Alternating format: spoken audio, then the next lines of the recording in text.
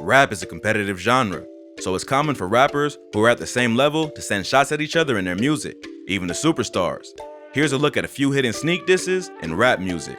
I crept down the block, made a right, cut the lights, paid the price. Think it's sweet, it's on sight, nothing nice.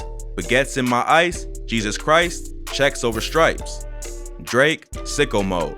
Although Drake is far from the toughest rapper in the game, he's held his spot through his fair share of beef. Many have speculated that in this verse, the rapper is throwing shots at another one of the biggest artists in the game, Kanye West. Drake and Kanye have had a long, complicated relationship. Ye paved the way for Drake's career by shifting the sound of rap to include more melodies and pop elements. But as Drake's career has skyrocketed and he began to pass his former idol, their relationship would get more and more sour. Drake and Kanye have known each other for years. Ye produced several tracks on Drake's debut studio album, Thank Me Later, including the smash hit, Find Your Love, which he co-produced with Jeff Basker and No ID. He also directed the music video for another one of Drake's breakout singles, Best I Ever Had. Early on, Drake told the press that he idolized Kanye and he was probably his single biggest musical inspiration. But even from day one, Kanye felt that Drake was possibly his greatest competition for the title of hottest rapper in the game. This friendly rivalry inspired him to go as hard as possible to prevent the crown from being taken. Ye has admitted that Drake was the big reason why he decided to team up with Jay-Z for the Watch the Throne album. Drake has been teasing a possible collaborative album with Wayne, and Ye felt that the two of them together would be impossible to match without another rap heavyweight like Jay. But up until then, it was all just healthy competition. In 2013, Kanye dropped his sixth studio album, Yeezus, which some fans loved and others hated. The same year, Drake hopped on a remix to the Migos song Versace, where he dropped the bar, "I do not f with your new shit, my don't ask me my take on it," which many assumed was aimed at Kanye. Drake later did an interview where he admitted that he wasn't feeling Yeezus as much as Ye's early work and felt it had some questionable bars. But both denied that there was any real beef and claimed that the blogs and magazines were just trying to pit them against each other for clicks. In 2015, Kanye did an interview with The Breakfast Club where he hinted that he and Drake may be working on a joint album called Wolves.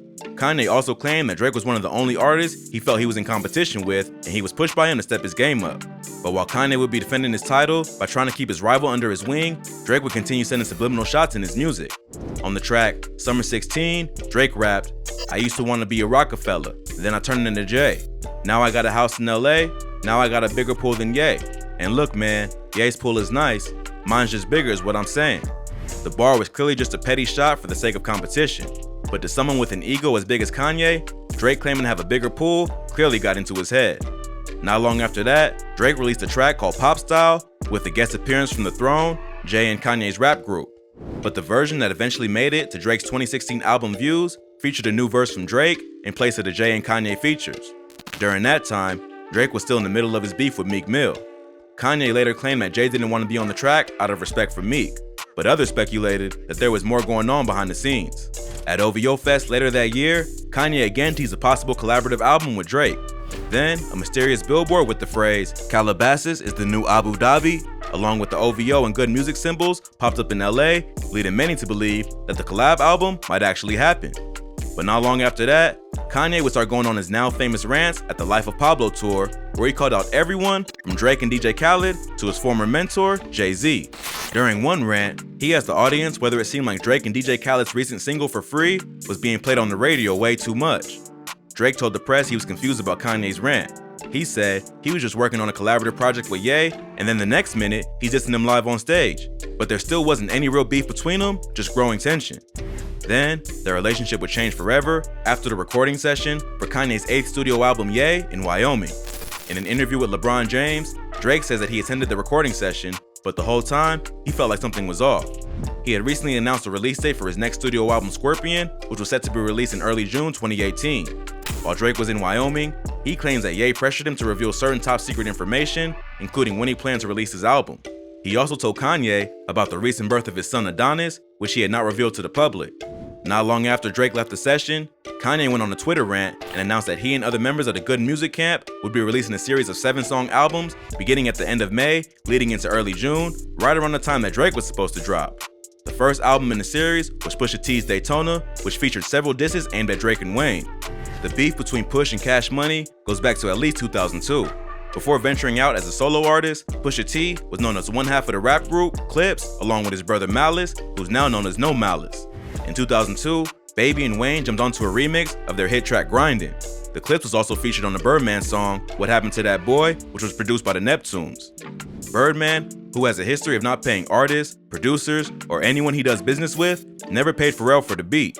After that, Pharrell vowed that he would never work with Cash Money ever again.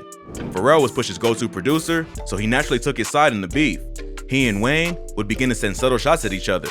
Drake also joined in on the beef to defend his mentor, so he and Push have had issues ever since. In 2012, Pusha T dropped the track Exodus 23:1, where he rapped, "You signed to one that's signed to another that's signed to three Now that's bad luck," making fun of the way that the Cash Money label is structured. Drake is signed to Wayne, who signed to Birdman through a partnership with Universal. This is what makes their deal so complicated, and the reason that Wayne has had such a hard time getting paid royalties in the past, because the money has to pass through so many different hands before it gets to him. Wayne responded on Twitter by saying, "Pusha T and anybody that love him," followed by his own diss track, Ghoulish. This was the moment that the beef went from sneak disses to direct shots, and ever since then, Pusha had problems with anyone associated with Cash Money. On Daytona, Pusha T sent some shots at Drake on the track Infrared, where he rapped, "It was written like Nas, but it came from Quentin, at the mercy of a game where the culture's missing." This bar was a reference to the ghostwriting allegations that sparked the beef between Drake and Meek Mill back in 2016. Quentin Miller is a rapper and songwriter who wrote some of Drake's verses on his 2015 mixtape, If You're Reading This, It's Too Late. Meek exposed the fact that Drake used a ghostwriter, and even though many fans believe that Drake won that beef, the allegations have had an impact on his credibility as a rapper. Drake responded to Push with his own diss track, Duppy Freestyle, but had more to say for Ye than he did for Push. On the track he rapped, "What do you really think of the nigga making your beats? I've done things for him I thought he would never need. Father had to stretch his hands out and get it from me. I pop style for 30 minutes, then let him repeat. Now you popping up with the jokes, I'm dead, I'm asleep." But Pusha T's response was far more vicious than Drake probably ever imagined, and the track that followed remains one of the most brutal diss tracks in hip-hop history. The Story of Adidon featured Push rapping over the beat from The Story of OJ off Jay-Z's 444 album. The cover art was a picture of Drake in full blackface from back when he was a teenage actor, but that wasn't even the most shocking part. On the track, Pusha raps, "You are hiding a child, let that boy come home, deadbeat playing border patrol."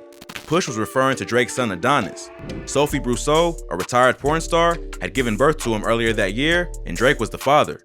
The rapper had yet to release the news about his child to the public, so the lyrics came as a major shock. On the track, Pusha also dissed Drake's producer 40, who suffers from multiple sclerosis, and took a few other brutal shots at the rapper and his team. Drake claims that he wrote a response, but at the last minute decided not to release it after speaking with one of his mentors, hip-hop legend Jay Prince. But Drake also says that he played the track March 14th for Kanye in Wyoming, a song where he raps about the birth of his son. He also says that he told Ye about his struggles with his son's mother, and that he believes that Ye gave this info to Push for The Story of Adidon. Drake's 5th studio album Scorpion was released on June 29, 2018, and contains several subliminal shots aimed at Kanye. Even though Push is really the one who came for his throat, he seemed more disappointed in his former idol than his enemy. With disses like, "Meeting all my heroes like seeing how magic work. The people I look up to are going from bad to worse," and "Who grips the mic and like to kill their friends?" It seemed like Drake was announcing that his friendship with Kanye was officially over. Meanwhile, Ye denied the claim that he leaked the information about Drake's son. Push also went on the Joe Budden podcast and claimed that Ye was not the source of the information. Instead, the info came from a woman that 40 was dating, who was also cool with people in his camp. In July of 2018, Drake released the track In My Feelings, which sparked an internet rumor that the rapper was admitting to having an affair with Kanye's ex-wife, Kim Kardashian. The chorus of the track is, "Kiki, do you love me?" Kiki was Kim's childhood name, while her sister Chloe had the name Coco. Media outlets later revealed that Drake was actually talking about model Kiana Barber, but he never denied the rumors about Kim. Even Snoop Dogg joined in on the conversation and clowned Kanye for getting trolled by Drake after the rapper slept with his wife. "I just found out who Kiki was. Kiki is your That's why you're so mad. Cause Drake put in your He did, Drake, you a cold cuz. I like that song, but I ain't know why I liked it. I really like it now. Kiki, do you love me? Remember sucking me and everything you. Yeah, he put in your How about that? Finally, Kanye himself addresses the lyrics in the video on social media, where he called out Drake for failing to deny the rumors that he slept with Kim. Thought and had the wherewithal to say, "Hey Pusha, don't diss Drake on my beat." And I spoke about that and took accountability for that. Now what I'm looking for my spirit to take accountability is the fact that it's people making rumors or thinking that you f my wife and you're not saying nothing and you carrying it like that don't sit well with my spirit. Then, in August 2018, Travis Scott released the track Sicko Mode, which featured a guest appearance from Drake. Many believed he was continuing to throw shots at Ye by suggesting he had an affair with Kim. People took note that Ye and Drake live right down the road from each other in Calabasas. When you look on Google Maps, you can literally head down the block and take a right to get to Kim and Kanye's house from Drake's, which is what he raps on the song. Probably the biggest piece of evidence is the fact that he says checks over stripes, referring to Nike over Adidas. Kanye's Yeezy brand is sponsored by Adidas, and Ye has had problems with Nike ever since the beginning of the partnership. He even released a diss track aimed at the brand called Facts on his Life of Pablo album. Since then, the beef between Drake and Kanye has slowed down. They have yet to make up publicly, but they haven't taken any shots at each other in a while. Kanye has been more preoccupied with his presidential campaign, divorcing his wife, and now barricading himself in Atlanta's Mercedes-Benz Stadium to finish his upcoming album, Donda.